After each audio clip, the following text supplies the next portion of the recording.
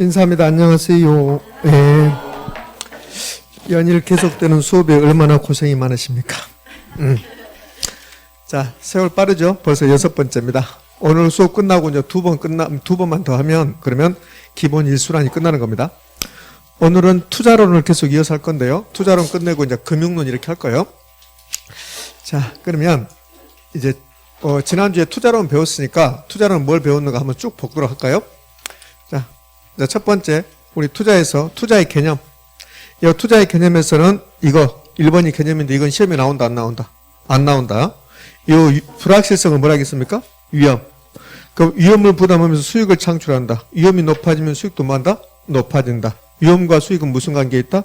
비례 관계에 있다. 이걸 상쇄 관계다. 이 지문 몇 번 나왔고, 그 다음에 뭐 투기는 필요 없고, 투자라는 것은 취득, 보유할 때 운영하고 처분한다. 그러니까 운영하는 과정에서 현금 흐름, 처분할 때 현금 흐름이 발생한다. 그러니까 투자 분석이라는 것은 투자 여부를 결정하는 것인데, 투자 여부는 어느 경우에 투자할 것인가? 예상들은 수입이 지출보다 더 크다면 투자한다. 그래서 이 두 개를 묶어서 현금 수지를 분석한다. 투자 분석은 결국은 현금 수지를 분석한다. 됐죠? 이렇게. 자, 그러면 이제 현금 수지를 분석해 보자고요. 투자라는 것은 취득하고 보유할 때 운영하고 처분한 이 3단계를 거쳐간다.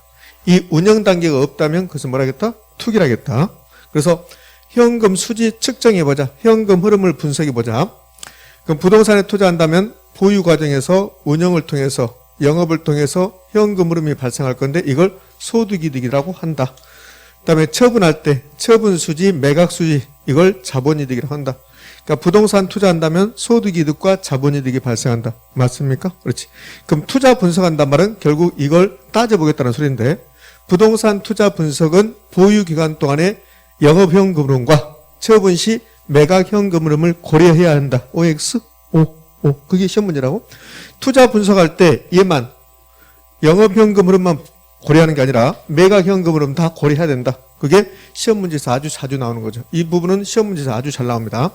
그러니까 소득이득과 자본이득을 얻을 수 있다. 이 말이나 투자 분석할 때 보유기간 동안의 영업현금 흐름과 처분 시 매각현금 흐름을 고려해야 된다. OX? 아주 잘 나옵니다. 투자의 장점, 단점을 별도로 물어보지 않는다고 그랬습니다. 그럼 투자의 장점에서 이런 것들이 있는데 그 중에서 인플레이션 해지 정도를 기억하셔야 된다. 인플레이션 해지는 말은 어렵지만 인플레이션이 발생할 것 같으면 현금 가지고 있으면 손해본다. 부동산 사면 화폐 가치가 떨어지는 것을 막아준다. 그래서 화폐를 구매력을 보호하는 효과가 있다. 이것이 인플레이션 해지라고 하고 부동산 투자의 가장 큰 단점은 낮은 환금성. 이 낮은 환금성 때문에 무엇이 나타나냐면 부동산 투자 위험에서 유동성 위험이 나타나는 유동성 위험 이렇게. 자, 그 다음에 지렛대 효과 배웠잖아요. 타인 자본 이용해서, 그 다음에 차입을 이용해서, 저당을 이용해서 융자를 끼고, 전세를 끼고, 이렇게 해서 자기 자본 수익을 변화를 초래한 것을 지렛대 효과라고 한다. 지렛대 효과는 자기 자본 수익이 높아지는 경우, 떨어지는 경우, 변하지 않는 경우가 있는데, 이 지렛대 효과, 자기 자본 수익이 높아지는 경우, 떨어지는 경우, 중립 지렛대는 변하지 않는 경우. 그럼 지렛대 효과가 정이냐, 중립이냐, 부를 결정하는 것은 무엇이 결정한다? 차익금리, 차입이자율. 차익금리를 다른 말로 뭐라고 합니까? 저당 이자율, 저당 수익률. 차익금리의 크기에 따라서 정중립부가 결정된다. 부채비율 크기에 따라서 정중립부가 결정되는 게 아니라 정중립부를 결정하는 것은 오로지 뭐다? 차익금리다. 차익금리. 그 다음에 지렛대 효과에서 시험 엄청나게 잘 나온 게 이거죠. 타인 자본 이용하면 좋은 점과 나쁜 점이 있다. 타인 자본 이용하면 좋은 점은 자기 자본 수익을 높일 수 있다. 자기 자본 수익률 다른 말은 뭐라 합니까? 지분 수익률. 자기 자본을 내 돈 지분이라고 하거든. 그럼 지분 수익률을 높일 수 있다. 즉 지렛대 효과가 기대된다. 그러나 타인 자본 이용한다면 은행에다 갚아야 될 위험도 있다. 금융적 위험도 투자 위험도 뭐한다? 증가한다. 엄청나게 잘 나온 이거. 그다음에 지렛대 효과를 전환. 부의 지렛대를 정의 지렛대로 바꾸고 싶다. 부의 지렛대인데 정의 지렛대로 바꾸고 싶다. 뭘 낮춰라? 차익금리를 낮춰라. 차익금리를 낮춰야 되지 부채비를 낮춰서는 되지 않는다. 이렇게. 자, 그 다음에 위험은 뭐 불확실성인데 그건 의미가 없고 표준편차와 분산으로 측정한다. 투자 위험에 유형해서 사업상 위험, 시장 위험, 운영 위험, 이치적 위험. 내가 사업했다면 나타날 위험. 은행에다 예금했다면 이런 위험이 있다 없다? 없다. 이런 거. 그 다음에 투자 위험에서 시험에 가장 잘 나온 게 타인 자본 이용했답니다. 그럼 갚아야 되죠? 갚지 못할 위험도 있는데 그것을 뭐라 한다? 금융적 위험이라 한다. 타인 자본 이용으로 원리금을 상환하지 못할 위험, 채무 불이행 위험을 금융적 위험이라 한다. 그럼 나는 금융적 위험을 다 없애버리고 싶다. 그러면 3번으로 가면 되죠. 전액 자기 자본을 투자했다. 타인 자본 이용하지 않았다. 그럼 금융적 위험은 없겠죠. 이렇게. 자, 그러면 어느 경우에 금융적 위험이 높을 것인가? 대부비율이 높다. 타인 자본만 이용했다. 부채비율하고 대부비율하고 엄밀하게 같은 개념은 아니지만 대부비율이 높다. 그럼 부채비율도 높아지거든. 이게 타인 자본을 많이 이용했다는 소리거든. 그럼 대부비율하고 부채비율이 높아지면 당연히 금융적 위험도 높아질 것이야. 반대로 대부비율이 낮다. 부채비율이 낮다. 금융적 위험도 낮아질 것이다. 대부비율이 0이다. 대부비율이 0이다가 3번이야. 대부비율이 0이다. 타인 자본 이용하지 않았다. 그럼 금융적 위험 없는 거죠. 유동성임은 부동산은 환금성이 낮기 때문에 팔 때 10억짜리가 안 팔려서 7억에 팔았다면 환금성이 낮기 때문에 현금화 과정에서 얼마 손실을 봤다? 3억 손실을 봤다. 내가 원하는 시기에 팔지 못한다. 이거 뭐란다? 유동성 위험이라고 한다. 위험에서 가장 중요한 게 뭐였습니까? 위험에서 가장 중요한 게 네가 해라. 기억도 없다. 이거잖아요. 위험에서 가장 중요한 말이 위험 처리 방법, 위험 관리 방법, 기하, 요상. 그렇잖아요. 그래서 1번 위험한 투자를 제외시키는 방법은 거의 나오지 않는데 이거는 위험을 피해가는 것이다. 위험 회피. 위험 전가라고 물어보면 틀린 말이다. 위험 전가는 다른 사람에게 떠넘기는 거. 위험 전가에서 뭐가 나왔던가요? 그래. 잘하셨습니다. 제가 습관적으로 물어봤는데 미안합니다. 내일 모레가 설일인데 괜히 불편하게 안 할게요. 오늘은 안 물어보고 제가 다 할게요. 이 전가가 나오면 계약. 그래서 보험 가입했다. 보험 계약했다. 하청 계약 맺었다. 임대료 인상 계약 맺었다. 기억납니까? 기억이 안 나도 강의 노트로 아마 써졌을 거니까 너무 걱정하지 말라고. 아, 이게 있구나. 있으니까 내가 공부만 하면 되겠구나. 이런 생각 하시면 돼요. 자, 그러잖아요. 그 다음에 이 위험한 투자를 제외시키는 방법은 결국은 위험이 없는 자산에 투자하겠다. 위험이 없는 자산, 무위험 자산. 무위험 자산이 뭡니까? 예금, 국공채. 이건 별 의미가 없죠. 보수적인 증가보면 보수적이란 말은 낮춘다는 소리잖아요. 뭘 낮춘다? 기대수익률, 기대치를 하향 조정한다. 위험조정 할인율이 뭐냐면 요구수익률. 그럼 위험조정 할인율을 사용하는 방법은 요상, 요구수익률을 상향 조정하겠다. 높인다. 근데 요즘은 요구수익률을 상향 조정한다. 요 1번처럼 내는 게 아니라 3번을 내고 있다. 3번. 그러면 요 위험조정 할인율이 요구수익률이고 요구수익률은 결국은 할인율이다. 할인율. 요구수익 할인율. 그래서 위험한 투자일수록 현재 가치를 만들 때 현재 가치 만든다는 말이 할인한다는 소리야. 그럼 할인율이 필요한데 그때는 높은 할인율을 적용한다. 결국 이게 요상이라는 소리입니다.